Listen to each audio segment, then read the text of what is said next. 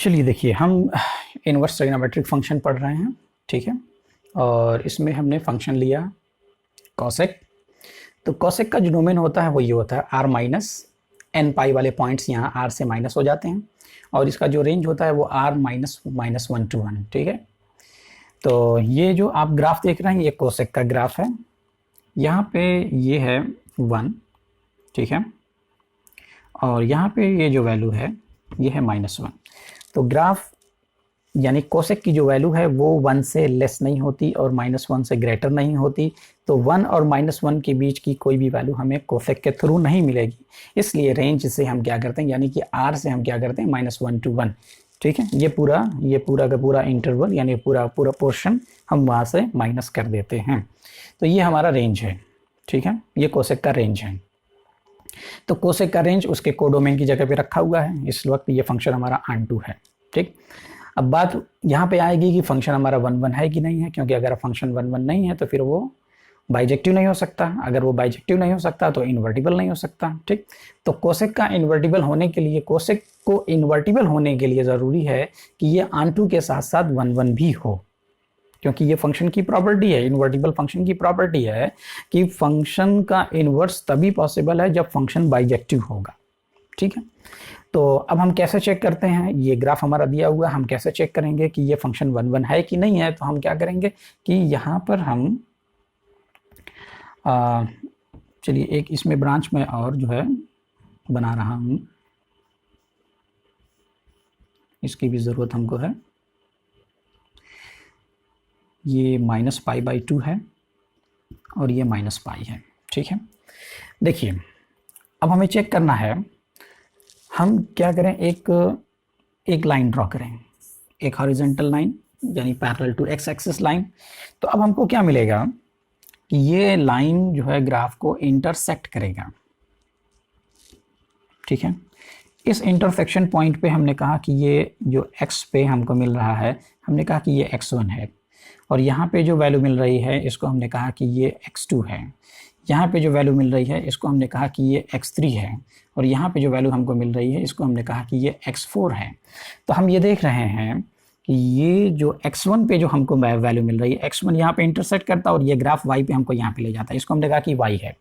x1 पे जो value मिल रही है वो y, x2 पे जो वैल्यू मिल रही है वो भी y, x3 पे जो वैल्यू मिल रही है वो भी y, और x4 पे जो वैल्यू मिल रही है वो भी y है।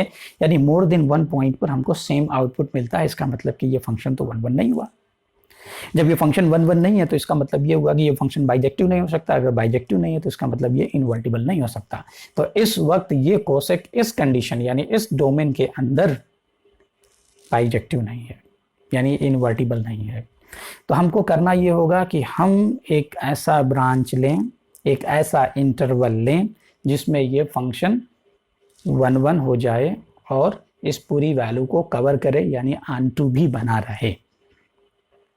तो अब इसके लिए हमको करना ये होगा कि हम वो ब्रांच सेलेक्ट करते हैं। पिछले हमने सभी वीडियो में देखा कि ये बहुत सारे ब्रांच के अंदर 1 1 और ऑन2 हो सकता है, लेकिन हमें ऐसा ब्रांच लेना होता है जिसमें ओरिजिन भी हो, यानी कि 0, ठीक। तो हम क्या करें, सबसे पहले तो मैं इस लाइन को मिटा दे रहा हूँ, ठीक है। इस ग्राफ को हम ले रहे हैं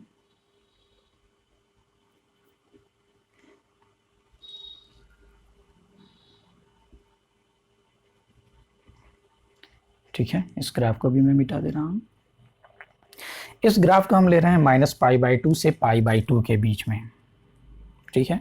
इसमें ओरिजिन भी है और ये पूरी वैल्यू कवर भी हो जाएगी इनफाइनाइट से लेकर के 1 तक, और -1 से लेकर के -इनफाइनाइट तक सभी वैल्यू, ठीक है। यानी ये -इनफाइनाइट से 1 तक आएगा, -1 तक आएगा, -1 के ऊपर नहीं जाएगा, और ये इनफाइनाइट से 1 तक आएगा, 1 के नीचे नहीं जाएगा, ठीक। यानी ये पूरी वैल्यू कवर हो जाएगी, ठीक है। यानी +इनफाइनाइट और -इनफाइनाइट तक ये ग्राफ जाएगा, लेकिन 1 और -1 के बीच में नहीं रहेगा। ये ग्राफ हमारा यानी ऑन2 है इस वक्त। अब हम देखेंगे कि ये 1 1 है कि नहीं है। तो 1 1 होने के लिए सबसे आसान तरीका क्या है कि हम एक हॉरिजॉन्टल लाइन ड्रॉ करें, वो ग्राफ को सिर्फ एक सिंगल पॉइंट पे इंटरसेक्ट करना चाहिए। अगर वो सिंगल पॉइंट पे इंटरसेक्ट कर रहा है तो इसका मतलब ये हुआ कि वो हमारा 1 1 फंक्शन है। तो हम इस ग्राफ को देख रहे हैं, अगर हम कहीं भी लाइन ड्रॉ करेंगे तो वो सिंगल पॉइंट पे ही इंटरसेक्ट करेगा। तो जब ये सिंगल पॉइंट पे इंटरसेक्ट करेगा तो इसका मतलब ये ग्राफ इस ब्रांच के अंदर 1 1 हो गया।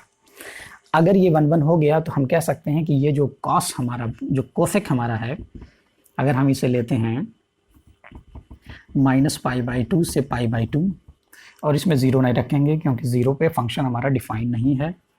ठीक है, हम पहले भी यहाँ देख चुके हैं कि n पाई वाले जितने भी पॉइंट्स हैं वो फंक्शन के अंदर नहीं होते, उसके डोमेन के अंदर नहीं होते हैं। तो ये हो जाएगा r -1 to 1। तो इस वक्त ये फंक्शन हमारा क्या है, ये फंक्शन है हमारा बाइजेक्टिव फंक्शन। ठीक है, इज बाइजेक्टिव एंड, तो बाइजेक्टिव है तो इन्वर्टिबल भी होगा। ठीक, अब इसका इन्वर्स क्या बनेगा, इसका इन्वर्स ये बनेगा कोसेक इन्वर्स, यानी फंक्शन का इन्वर्स, फंक्शन है f inverse r -1 to 1 to -π/2 to π/2 excluding 0, यानी यहाँ से 0 को निकाल दिया गया। ठीक है, अब यहाँ पर हम फंक्शन की कुछ प्रॉपर्टी देखते हैं, यानी फंक्शन के इन्वर्स की प्रॉपर्टी देखते हैं। तो फंक्शन हमारा ये है, ये उसका इन्वर्स है। ठीक, तो फंक्शन में हम सबसे पहले देखेंगे कि cosec inverse x is equal to x। ठीक है, फंक्शन का फंक्शन के इन्वर्स के साथ ये कंपोजिशन है, f inverse x, f inverse x is equal to x होता है। यानी फंक्शन का इन्वर्स के साथ जो कंपोजिशन होता है वो आइडेंटिटी फंक्शन होता है। तो जो x यहाँ पे वही x यहाँ पे भी होगा, लेकिन हमको ये बताना ज़रूरी है कि वो x कहाँ पे बिलोंग करेगा। यहाँ पे हम देख रहे हैं कि x कॉस इन्वर्स का इनपुट है, तो r यहाँ पे जो x बिलोंग करेगा, x belongs to r -1 to 1। ये ज़रूरी है क्योंकि अगर x यहाँ पे बिलोंग नहीं करता है तो ये पॉसिबल नहीं है, यानी उस वक्त वो फंक्शन इन्वर्टिबल ही नहीं होगा। ठीक, ओके, चलिए हम इसके बाद सेकंड देखते हैं। सेकंड में हम क्या लिखते हैं कि cosec inverse cosec theta is equal to theta, then theta belongs to. अब ये पॉसिबल तभी होगा जब थीटा यहाँ पे बिलोंग करेगा, क्योंकि अगर थीटा यहाँ पे बिलोंग नहीं करेगा तो वो फंक्शन इन्वर्टिबल नहीं होगा, इन्वर्टिबल नहीं होगा तो फंक्शन का कंपोजिशन पॉसिबल नहीं है। यानी cosec inverse cosec theta, inverse का फंक्शन के साथ कंपोजिशन आइडेंटिटी फंक्शन होता है, तो थीटा और ये theta, then theta belongs to -π/2 to π/2 excluding 0।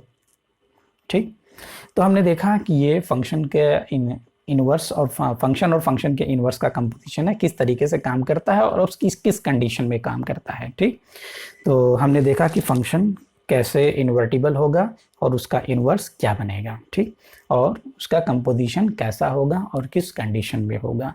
तो ये हमारा हो गया इन्वर्स ट्रिग्नोमेट्रिक फंक्शन, यानी जितने भी फंक्शन हैं उन सभी फंक्शन का इन्वर्स कैसा होगा, किस कंडीशन में होगा। ठीक है, तो हमको कंडीशन याद रखना है, यानी कि जो उसका ब्रांच है, जो उसका प्रिंसिपल ब्रांच है, प्रिंसिपल ब्रांच आपको सीधे सीधे जिसमें 0 है, यानी जिसमें ओरिजिन है, जब आप प्रिंसिपल ब्रांच याद रखेंगे तो आप आसानी से किसी भी फंक्शन का इन्वर्स बना सकते हैं। ठीक है, तो फंक्शन का इन्वर्स उसके प्रिंसिपल ब्रांच के अंदर होता है। ओके, चलिए ठीक है, आपने ये देखा और आप इसको याद रखिएगा। आप इसको याद रखेंगे तब हम एक्सरसाइज को स्टार्ट कर पाएंगे। ओके, ठीक है, थैंक यू वेरी मच।